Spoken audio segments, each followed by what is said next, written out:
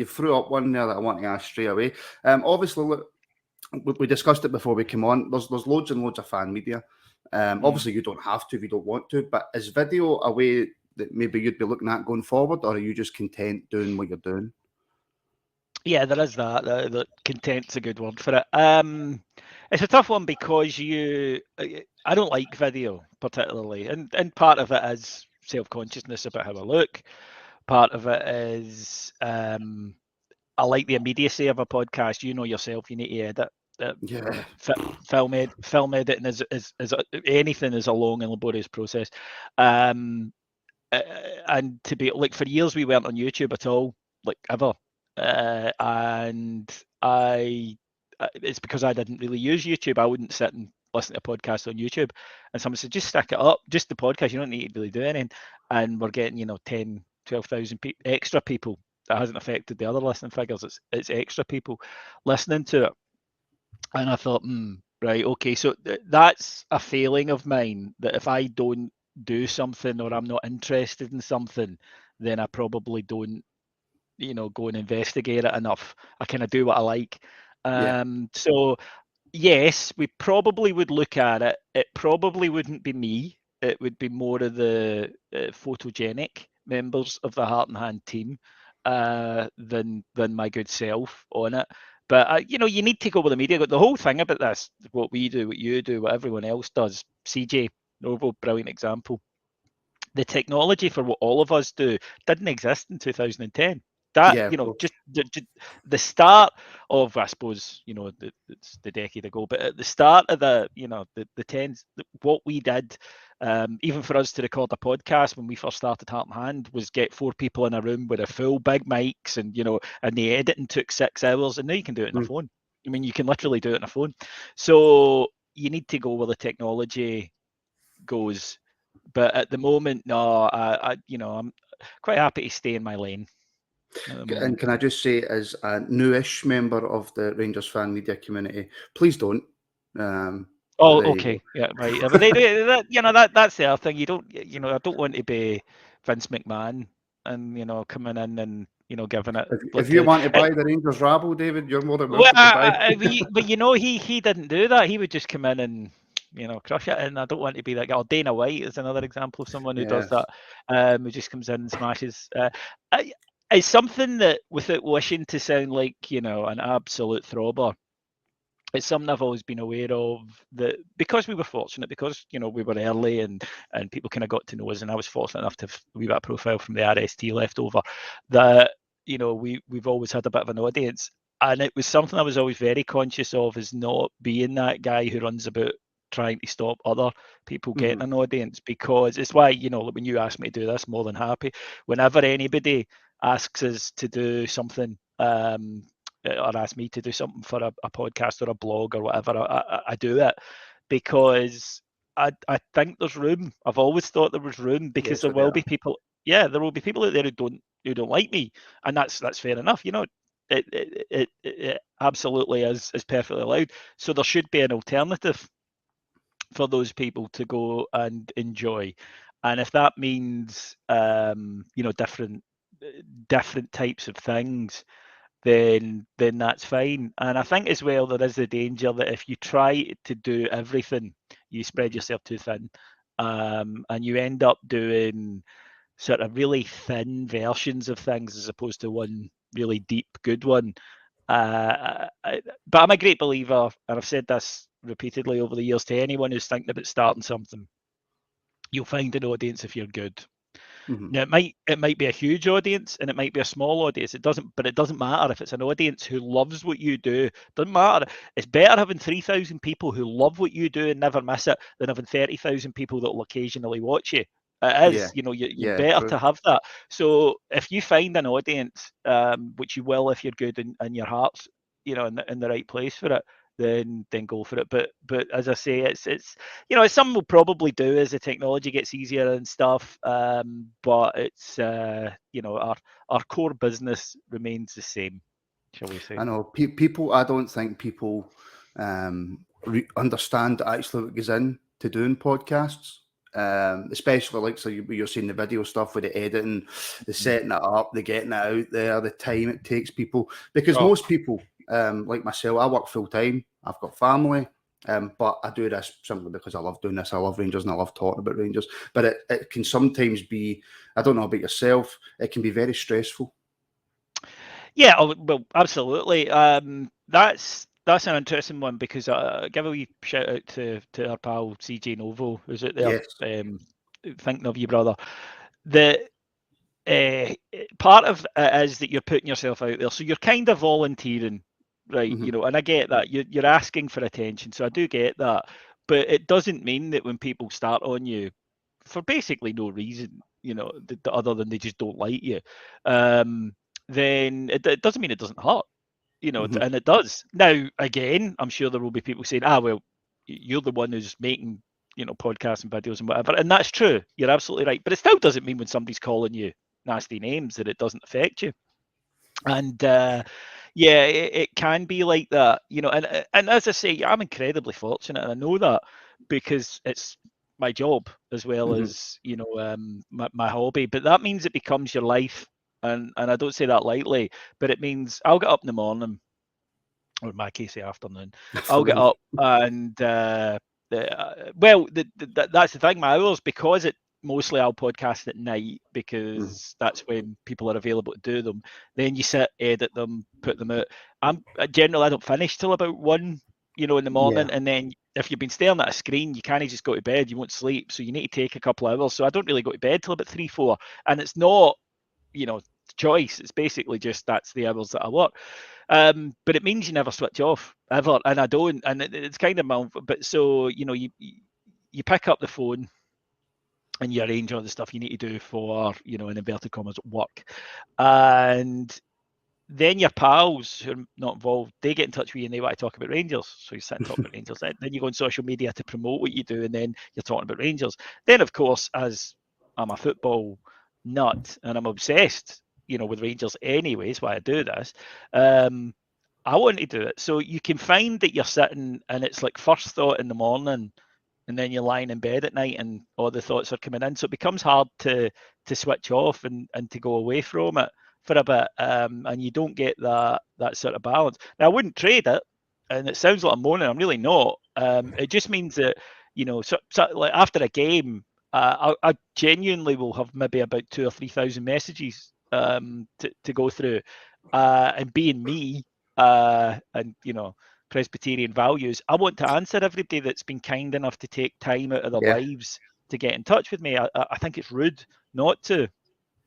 And after a while, you just can't, because I'll come in, on a Saturday, say we're at home, and I'll do all the stuff I do at the game, and I'll come home, grab something to eat, sit down with the phone, and start going through all these, and it can be 2 or 3 hours, even just to go, we did play well, to everybody takes that long. So you need to strike a balance with it, and as you say, I'm fortunate to have more time than people who have a full-time job, and I'm kind of fortunate in that my stepdaughter's all growing up and away from home now, so I don't have her to worry about anymore either. But you need to just find a balance with it, which is a lot of fun. A lot of fun, but when it goes well. also can be quite difficult though as well. Like you're saying, I mean, you were saying Yeah. there, people maybe laugh and joke and go, "Oh, all you do is podcasts for a living." But especially like with yourself, with being an official media partner of Rangers, I mean, you can't just switch your phone off for an hour and go and do what you want, because you have to. If something breaks, you have to be first on it. Yeah, that's it. You've got to be ready to jump in. And again, I'm fortunate enough to be able to do that. But that's why in the morning, even though admit I'll probably get up a wee bit later. The alarm's set for 9, and I'll check the phone at 9, and then I'll go for a pee at 10 and go. So yeah, it's constant. But then it's not far different, from my life before, because you get up in the morning and first thought is, wonder if we've signed that guy yet, and you're away, and that's it. With Rangers, it goes that quickly. Or you come down, the stairs, you go to make a cup of tea, to kind of get your head in order. It's a Rangers mug, So that's the thing that you clock, and that sets off a thought. After a result, you either remember something brilliant or a bad result. You know what you're like. Your days, you're absolutely fuming about it, and it just dominates your thoughts. And in a way, I'm really lucky because I get to talk it out. Mm-hmm. I get, particularly after a bad result, I get to go out and really vent. Like Hibs, in the League Cup semi-final, I had 2 days where I just, went on shows and you guys were the same. You let it out because you've got to, otherwise you walk about, keeping that stuff inside. But See, just on that, I sorry, David. See, just on that, you're going and you're venting and stuff. I find that, see, obviously doing this, regardless of the platform you have, whether you have 1,000 people, 3,000, or 10,000, I think there's a kind of, I don't want to say duty, but there's a responsibility, I think, that you have to try and be as level-headed as possible. You can't just come out, for example, and go, Connor Goldson, he's utter shite. Right? You can't just come out and say that, because you've got a responsibility. If you've got an audience, you've got a responsibility to try and be as level-headed as possible. I find that when you're trying to do that, that's when you get the most abuse in the comments, because the people who are watching want you to come out and say X, Y, and Z is shite. Oh, 100%. Yeah, that's very true. I get a lot. Actually, you never really get any comments when things are going well, but press conferences, and people after a bad result, people say you go easy on the manager with your questioning, and by that what they mean generally is I'm angry and I want someone to give him a row for what we just watched, and you didn't do it. And again, it's just, of course you're sitting there fuming. I've been in the press room after some really bad performances. Fortunately, not too many. And you just want to say to the manager, what was that? But that's not a question, it's not something you can ask. You need to try and also remember that if you do that, they just shut you down. They just, it was a bad performance and move on. So you don't get anything from it. But I understand the frustration. Also, after a defeat, people lash out in every direction. Everybody gets it, so fan media, the cat, Jimmy Bell, everybody is a target when we lose a game. It does calm down. And that's one of the reasons why we've always done a kind of post-match reaction. Literally, we do a show that's from the car, where boys who've been at the game just walk out to Ibrox, get in the car, and sit and talk about what they've just seen. And then 48 hours later, we'll do, I'll go away and a few others, and we'll watch the game back. And then you do and you can. That's when I think you can analyze it. I really don't believe anyone who's got a stake in the game, i.e., a fan, can sit and analyze it perfectly just after it. I think the emotion, the blood's running. Yeah, I don't believe any of us can. I think when you go away and you calm down, and that's probably something about social media. You'll see. In the old days, we used to go back to the pub. I drank in the Neptune. And in the old days, you used to go back to the pub. And after a bad result, I remember getting tonked 3-0 off Hibs one time. Ivan Sproul scored a hat-trick. Oh, yeah. And we went back to the boozer. And it was a rantathon. All of us were just, he's useless. Get him away. But when that was done, we all went home. And then, the next day, and you began to calm down. And, you get back in the horse kind of thing. These days, people put it up on social media. And because we're Scottish, and Scottish people will never, ever go, I was wrong. We'll always, don't back down, double down. And that's exactly what we'll do. So then you get people clinging to a position that I don't think they really believe, but and you'll see these arguments that last all week, and people will take positions that, as I say, I'm not entirely sure they 100% believe, but it's difficult because it's an emotional game, and you take that away, then we're all just watching a team that play in blue, and that's not, I think, why we follow Rangers. Kind of focus on Heart and Hand being obviously an official media partner from Rangers. Did you kind of expect the kind of blowback, maybe not blowback, but a certain section of Rangers support going, all right, now that they're officially partners with Rangers, they're going to get told what to say, they're going to get told to ask these questions, it's not going to be the same Heart and Hand anymore, sort of stuff like that? Did you kind of expect stuff like that to happen? Yeah, absolutely, and it's legit.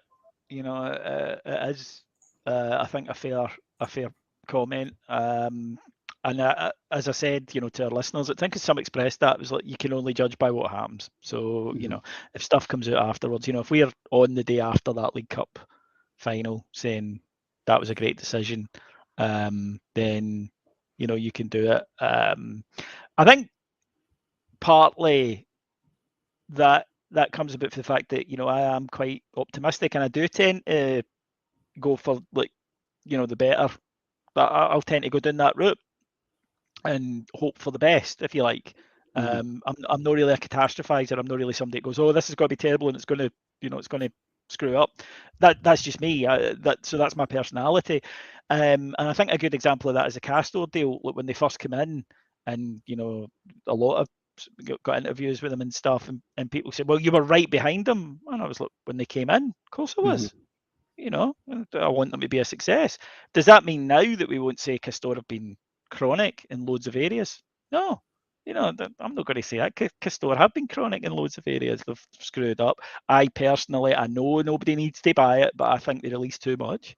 That's just a personal opinion. I feel for parents, because I know what I was like when I was a wee boy. So, you know, but I get it. I do get it. And the problem that we have is that if somebody thinks that, we'll never be able to convince them it's not the case.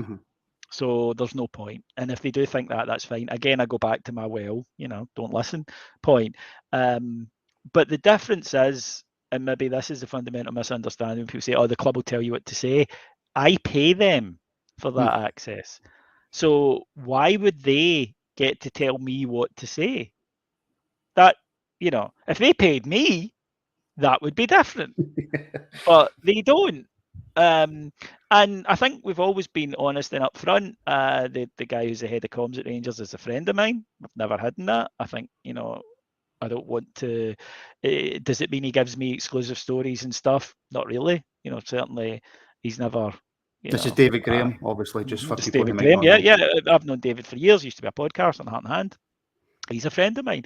Does it mean that at times I might go easier on him because he's a friend of mine? Now, I don't think that's the case, but it could be, because unconscious bias, which is why we have 40 podcasters, many of whom don't know him.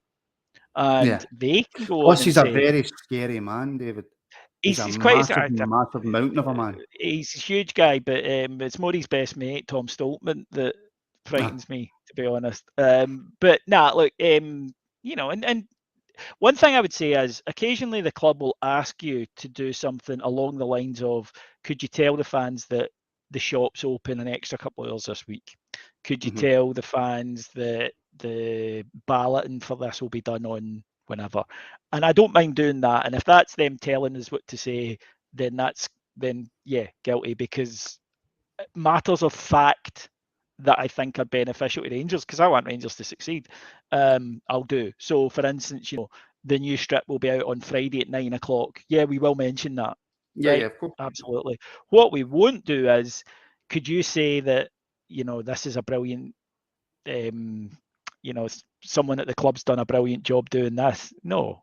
You know, I might, if I think that someone at the club's done a brilliant job, I'll say it. But if I need to be told, then I don't think they've done a brilliant job, and I won't say it.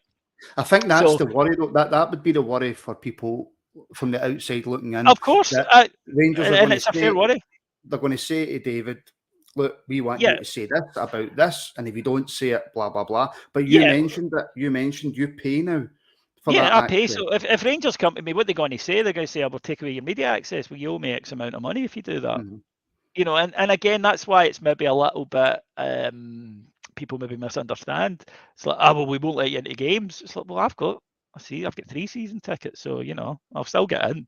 And secondly, you can't, because I've got a contract that says, you know, I can only be removed from the media for these reasons, none of which this is. So, yeah. Again, it's partly the projection. People go, it's like, he must be doing that because I would do that.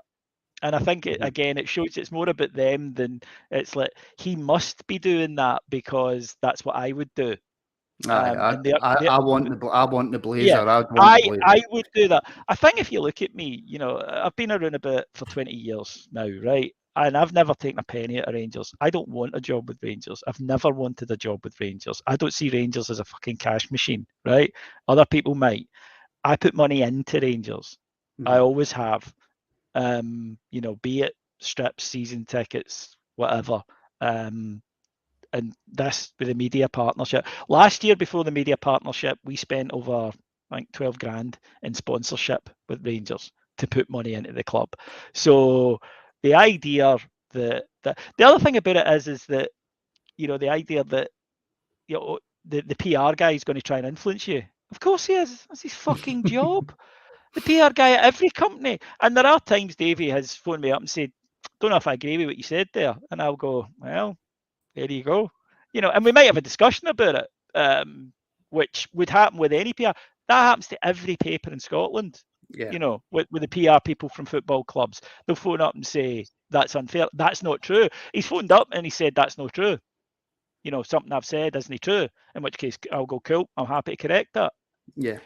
Which is what I think fan media will correct it, whereas papers don't. Yeah. That's the big thing. We'll always say that. And the other thing is that sometimes there will be a story in the paper and I'll ask about it and Rangers say that's not true. And I tell people that. And people say, well, is this true? And I'll ask Rangers and they'll say, no comment. I can only give you the answers I get. And if you don't like those answers, you're kind of shooting the messenger. Sometimes Rangers will tell you something, like any business, any person. Sometimes you ask a question, you get an answer. Other times you don't. And it's the same with that. I know, obviously, it's a healthy relationship. That doesn't mean that if, something goes badly, that we won't say, and I mean, already I've got real concerns about, and I've been mentioning this in a few shows, I've got real concerns about our contract situation because we have a lot of key assets running down their contracts, in my opinion, and that needs fixed. Now, am I going to not say that because it's a criticism of Ross Wilson? No way am I, because I have this concern. If he gets it right and he gets, Aribo and Kent and everyone signed up or sold for big money, then will I praise him? Yes, 100%. But if he doesn't, will I criticise him? Yes, because that's his job. And Rangers FC are all right with that because they know it's just opinion and it's fair. What they don't, or what they do have a problem with, is when you say something that's absolutely outrageous and there's no justification for it, or if you lie, basically. Yeah. I don't suppose. Maybe I'm wrong, but if somebody started a Rangers podcast tomorrow and it had 2 viewers and they were shouting, Connor Goldson's leaving for free, Aribo's leaving for free, I don't think Rangers would probably mind any. You're talking more about if you've got an audience and you come out with just nonsense. I don't know. I think that because of the way things can spread now, that they're on top of it. I think they do monitor, social media. So if a guy's, got an audience of 10,000, how quickly can that go out? But again, one of the issues you can get is that stuff that you're told at a certain time might be true then, and 2 hours later isn't true.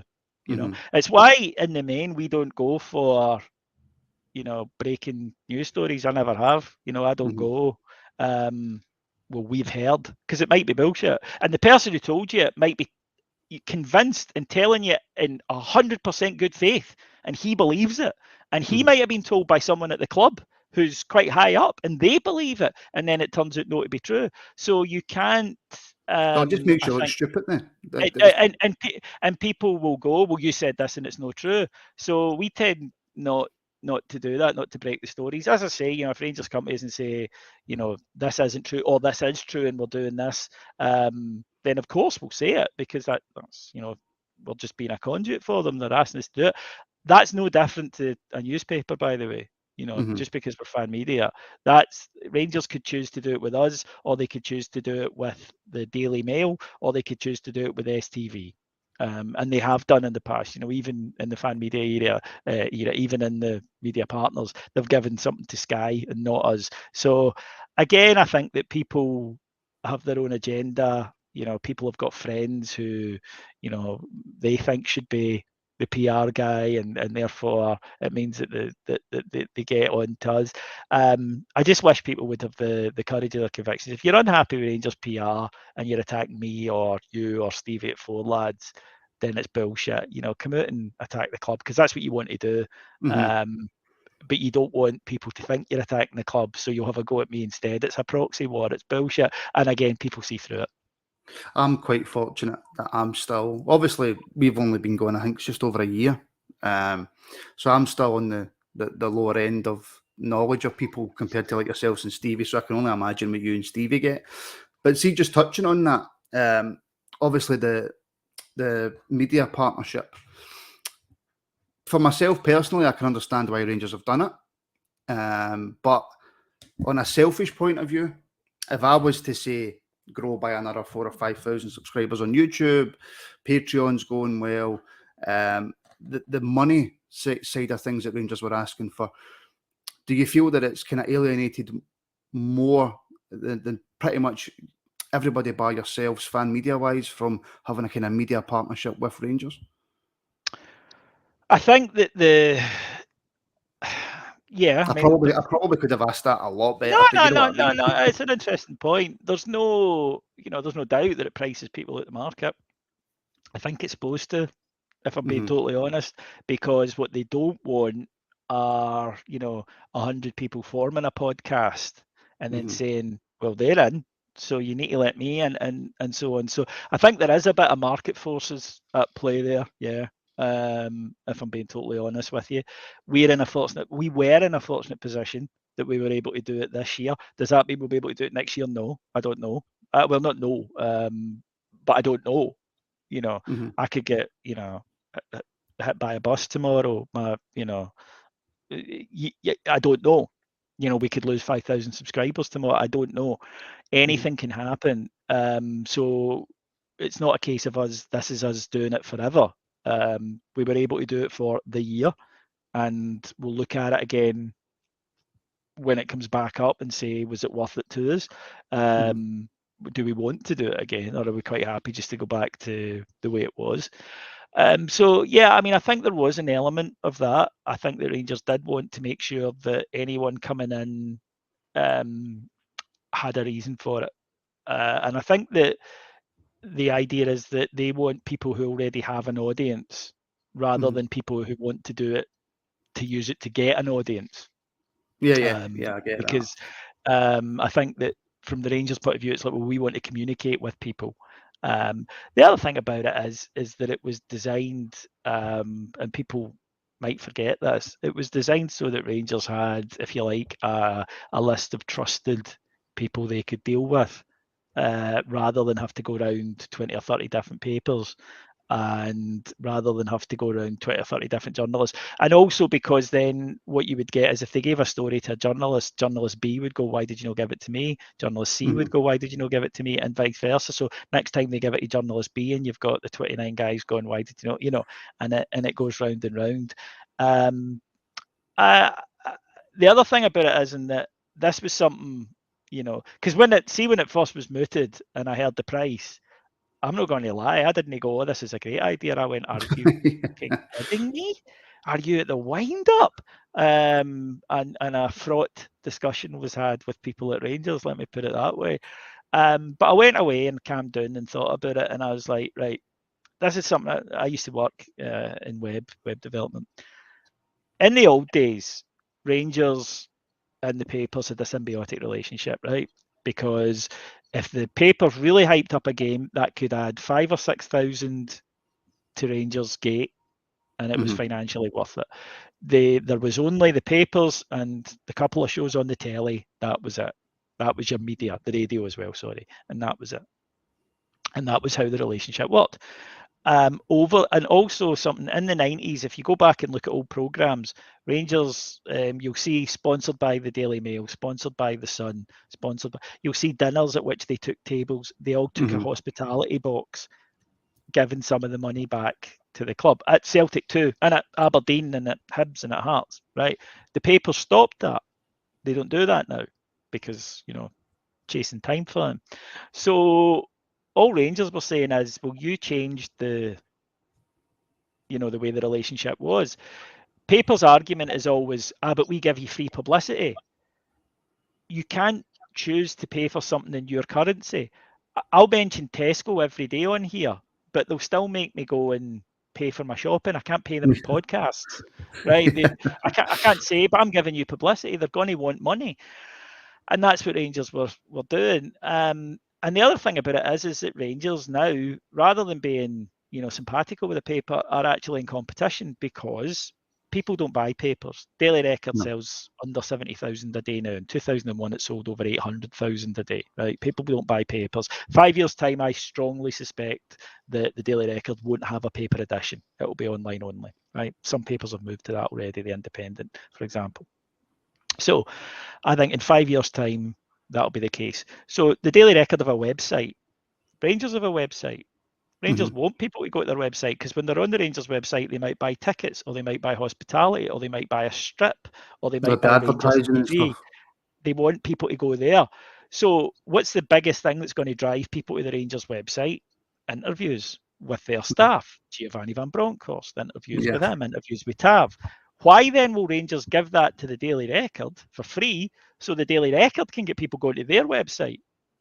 If one person sees a Geo interview, in my opinion, on a newspaper's website that's on the Rangers website instead of the Rangers website, that's one person too many. And that's why. The second thing is, when Rangers give me this stuff, or they don't give me it now, I pay for it, I put it behind a paywall and I charge for it. So why should I get this stuff for free to charge for? Then Rangers don't get any money and they're the ones supplying to me. So while it was a pain in the arse, while it meant that the wife was, you mentioned earlier, a very unhappy camper when she heard about the amount of money, it was fair, in my opinion. And I understand why papers don't want to pay for it. But equally, I do think it's fair. I do think Rangers have got a right to charge for it. Again, my conscious bias in this case is I'm a Rangers fan. But Rangers are happy with it. This is the other thing that people, because the people who don't like it moan a lot about it, they'll go, oh, this won't last. Rangers are over the moon with it. Press conferences are quicker because there's not as many people there. The manager, both, Gerrard and Van Bronckhorst prefer them because they don't get the questions try to trip them up. They get. Well, I ask about football. Now, people might say, oh, you don't ask the hard questions. Again, we go back to if you're saying, why are you picking him? He's shite. No, I don't do that. But I will say you need to frame it in a way to get a response, especially over Zoom. So they've made money.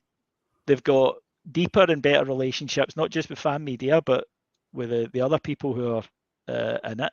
And the other great thing is when the mainstream media say, it's only ever fan media press conferences, there's more non-fan media than there is fan media at Rangers press conferences. So if you're unhappy with the standards of the questions, then you're unhappy with the standards of the questions from Sky and from Go Radio and from the Rangers Review at NewsQuest, etc. You can blame us, but you're no fooling anybody. It's just to have a go. It's just because you're excluded. And lastly, have we missed anything? Because Keith Jackson can't get into a press conference. Don't even get me started. I'd argue we haven't. I know I'm biased, but I'd argue we haven't. I could sit here, David, and ask you about Keith Jackson, Michael Stewart, Chris Sutton, John Hartson. We could go into it all. And Michael Stewart wanted to debate me. Did you know that? I was going to ask you about that. He wanted to debate you, and then very quickly realised, oh, hold on a wee minute. He might know what he's talking about. I don't fancy debating him. He wanted to debate me, and I said, sure, but the only way I'll do it is this. We'll do a Zoom, and we'll both record it, so nobody can go away and edit it, and we'll both put it out, and that'll be that. And he was like, no, I've come into the BBC. And I'm like, are you fucking, do you think I'm mental? Go into the BBC where my mic will get shut off and you'll get to talk over me. And right, you must be off your chump. So that was why back to why he didn't want to do one-on-one.